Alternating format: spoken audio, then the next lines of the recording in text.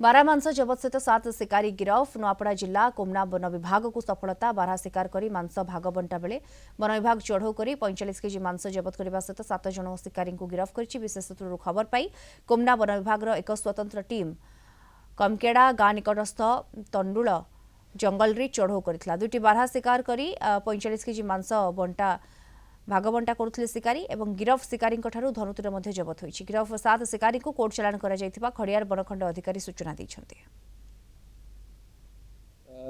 ये जो घटनाटा काली 5:30 संध्या 5:30 आमर कोमना रेंज रो टांडेल CPRF रे 7 जन को धरा होइतिला 45 केजी बारहा मांस सहित ता सहित से 5टा धनु 21टा तीर टांगिया इत्यादि मध्य जबत करा जायतिला।